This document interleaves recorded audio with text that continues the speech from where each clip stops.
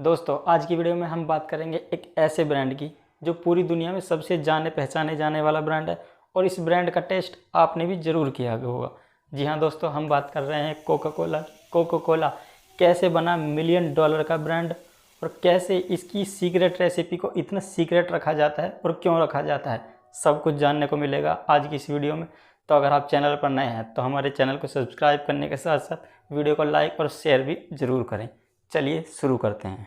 दोस्तों बात है साल 1865 की। 1865 में अमेरिका में गृह युद्ध छिड़ा हुआ था और अमेरिका में हालात बहुत ही ख़राब थे। गृह युद्ध के दौरान ही अमेरिका के एक कर्नल थे, कर्नल जॉन पेम्बरडन। जॉन पेम्बरडन उस गृह युद्ध में बुरी तरह घायल हो गए थे और घायल होने के बाद उनका इलाज अस्पताल में चल रहा था, लेकिन उनको जो उनकी घाव थे उनमें उनको काफ़ी ज़्यादा तकलीफ़ हो रही थी और उस तकलीफ़ को कम करने के लिए वो ड्रग्स का सहारा लेने लगे।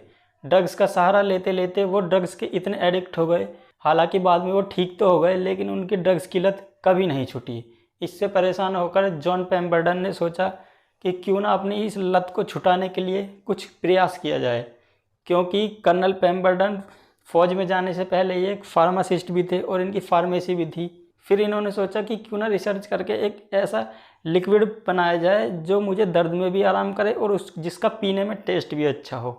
लेकिन ये काफ़ी मेहनत करने के बाद, साल दर साल फेल होने के बाद भी इनके हाथ कोई ऐसा फॉर्मूला नहीं लग रहा था जो इनको टेस्ट भी दे और इनका थोड़ा बहुत स्ट्रेस भी गायब कर दे। लेकिन काफ़ी कोशिश करने के बाद सन 1886 में जॉन पेम्बर्ड ने फाइनली एक लिक्विड तैयार किया जो ब्राउनी रंग का था और पीने में बहुत ही टेस्ट था। लेकिन इन्होंने उसको बनाने के बाद अपने दोस्त फ्रैंक रॉबिन्सन और कुछ बाहरी लोगों को इसका स्वाद टेस्ट करने के लिए दिया।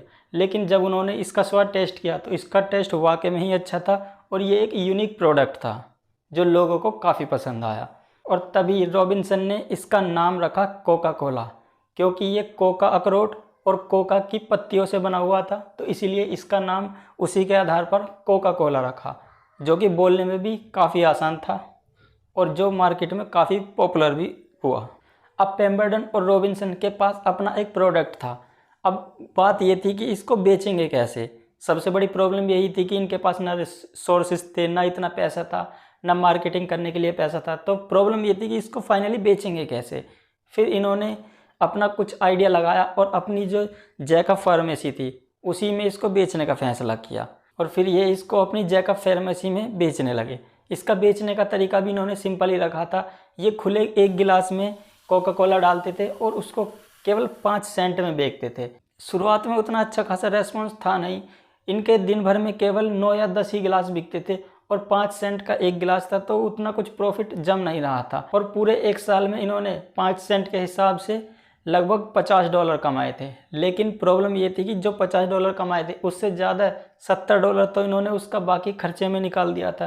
तो ओवरऑल देखा जाए तो वहाँ पर इनको $20 का लॉस ही हो रहा था। तो फिर इन्होंने इसको आगे बढ़ाने के लिए इनके पास पैसे भी नहीं बचे थे, तो फिर इन्होंने इसको बेचने का फैसला किया।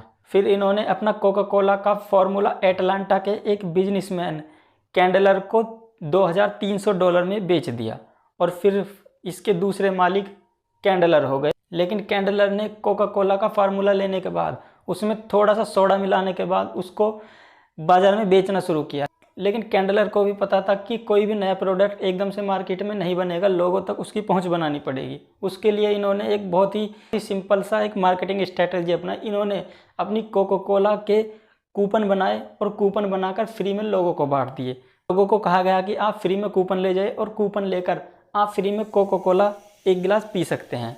जब फ्री में कोई चीज़ मिल रही है तो जाहिर सी बात है लोग बाग उसको टेस्ट करना ज़रूर चाहते हैं और हुआ भी यही। लोगों ने फ्री का जो कूपन मिला था उसको देकर फ्री में कोका कोला पीनी स्टार्ट कर दी। धीरे धीरे लोगों को इसका स्वाद काफ़ी पसंद आया, लेकिन फिर कैंडलर ने वहीं अपनी चाल चली और इसके फ्री कूपन बांटना बंद कर दिया, क्योंकि लोगों को इसकी एक तरह से लत सी लग चुकी थी और लोगों को कोका कोला ज़रूर पीनी थी। इसलिए उन्होंने अब वो पैसे देकर इसको पीने लगे, जिससे कैंडलर को फ़ायदा होने लगा और इनका बिजनेस धीरे धीरे ग्रो करने लगा। और फिर कैंडलर ने इसकी मार्केटिंग पर भी खूब मेहनत की और जगह जगह इसकी मार्केटिंग की और जगह जगह इसके एड कैंपेन भी चलाए। और 1890 तक आते आते अमेरिका में कोका कोला एक बहुत बड़ा ब्रांड बन चुका था। लेकिन फिर समस्या इसको बेचने की आ रही थी, क्योंकि खुले गिलास में बेचने का मतलब था कि केवल एक ही स्थान पे इसको बेच सकते थे। 1894 में कैंडलर को वेंडरहाफ ने एक सुझाव दिया। उन्होंने कहा कि क्यों ना आप अपनी कोका कोला को खुले में ना बेचकर एक बोतल में पैक कर कर बेचें, जिससे उसको बेचने में भी आसानी होगी। और इसका सुझाव देने के बाद ही उन्होंने 1 दर्जन बोतल उनको एक तोहफे के तौर पर भेजे, जो कैंडलर को काफ़ी पसंद आया और उन्होंने इस आइडिया को तुरंत ही अपना लिया। और फिर वो कोका कोला को बोतल में पैक कर कर बेचने लगे। और कोका कोला को पैक करने के बेचने के बाद ही उनकी सेल एकदम से बढ़ गई, क्योंकि जहाँ पर खुले गिलास में एक पर्टिकुलर जगह पर ही कोका कोला बिक रही थी, लेकिन बोतल में पैक होने के बाद वो दूर दूर या दूर दराज के इलाकों में भी बिकने लगी और एक जगह से दूसरी जगह ट्रांसपोर्ट भी उसका आसान हो गया था। लेकिन सेल बढ़ने के साथ साथ ही नकली प्रोडक्ट का भी अंदेशा हो गया था। इसलिए कैंडलर ने अपना एक बोतल पेटेंट करवाया, जो कोका कोला की एक खास बोतल थी, जिसको केवल कोका कोला ही इस्तेमाल कर सकती थी। और यही बोतल फिर आगे चल के कोका कोला की पहचान भी बनी, नकली प्रोडक्ट को रोकने के लिए भी एक अच्छा समाधान बनी। और फिर कोका कोला अमेरिका से निकलकर कनाडा, पनामा और फ्रांस जैसे बड़े बड़े देशों में भी बिकने के लिए अवेलेबल हो गई। लेकिन फिर आता है साल 1923। साल 1923 में कैंडलर ने कोका कोला के सीक्रेट फॉर्मूले को रॉबर्ट वुड्फ को बेच दिया और फिर इसके तीसरे मालिक रॉबर्ट वुड्फ बन गए। फिर रॉबर्ट वुड्फ के हाथों में कोका कोला की कमान आने के बाद इन्होंने इसके बिजनेस को पूरी दुनिया में फैलाया। और फिर साल 1928 के आने पर जब ओलंपिक हुए थे, तो ओलंपिक के खिलाड़ियों ने पहली बार इसका स्वाद चखा। और पहली बार स्वाद चखने के बाद ये उनको इसका टेस्ट इतना पसंद आया कि वो इसके दीवाने हो गए। और तभी से लेकर आज तक कोका कोला ओलंपिक को स्पॉन्सर्ड करता आ रहा है। कोका कोला को बुलंदियों पर पहुंचाने में रॉबर्ट वुड्फ का एक बहुत बड़ा योगदान रहा, क्योंकि सेकेंड वर्ल्ड वॉर में जब अमेरिका के फौजी बाहर देशों में लड़ने के लिए जा रहे थे, रॉबर्ट वुड्फ ने ये ऐलान किया कि जो बोतल अमेरिका में लोगों को 5 सेंट की मिलती है, वो उस कोका कोला की बोतल को फौजियों के लिए फ्री में देंगे। और उससे ये हुआ कि जो अमेरिका के फौजी दूसरे देशों में लड़ने के लिए गए थे, वो लगभग 5 अरब बोतल कोका कोला की पी गए, जिससे कोका कोला को अमेरिका में एक देशभक्ति के रूप में भी जाना जाने लगा। और इनके इस कदम ने कोका कोला को अमेरिका में एक बहुत बड़ा ब्रांड बना दिया, और जिससे लोग इसको देशभक्ति से जोड़कर भी देखने लगे। और फिर फाइनली साल 1950 में कोका कोला की भारत में भी एंट्री होती है। कोका कोला के आने के बाद ही लगभग 23 साल बाद कोका कोला को भारत छोड़ना पड़ा, और उसका कारण था भारतीय सरकार, क्योंकि भारत में 1977 में इमरजेंसी लगने के बाद जनता पार्टी की सरकार बनी। और जनता पार्टी की सरकार ने विदेशी कंपनियों के लिए नियम और कानून को काफ़ी सख्त कर दिया था। और उसमें ये था कि कोका कोला को अपनी सीक्रेट रेसिपी शेयर करनी थी, लेकिन कोका कोला ने अपनी सीक्रेट रेसिपी शेयर नहीं की और भारत से टाटा बाय बाय करना ही उचित समझा। और कोका कोला के भारतीय मार्केट से गायब होने के बाद काफ़ी भारतीय ब्रांड भी लॉन्च हुए, जिसमें कैंपा कोला भी था। अगर आप भारतीय स्वदेशी cold drink brand Campa Cola के बारे में जानना चाहते हैं, तो उसकी वीडियो हमारे चैनल पर पहले से ही अपलोड है। फिर भी मैं आपके लिए लिंक डिस्क्रिप्शन में और आई बटन में दोनों जगह डाल दूंगा, आप उस वीडियो को जाकर देख सकते हैं। लेकिन फिर दोबारा से साल 1993 में भारतीय मार्केट में कोका कोला ने एंट्री मारी और दोबारा से वो भारत में सॉफ्ट ड्रिंक का लीडर बन गया। और फिर ये भारत के साथ साथ पूरी दुनिया में बिकने वाला पॉपुलर ब्रांड बन गया।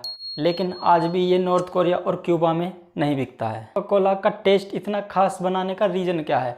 तो दोस्तों, इसका रीज़न है इसकी बहुत ही एक सीक्रेट रेसिपी, जो शुरू से ही कर्नल पेम्बरटन ने बनाई थी। और उसी रेसिपी के चलते आज कोका कोला का टेस्ट इतना अच्छा है।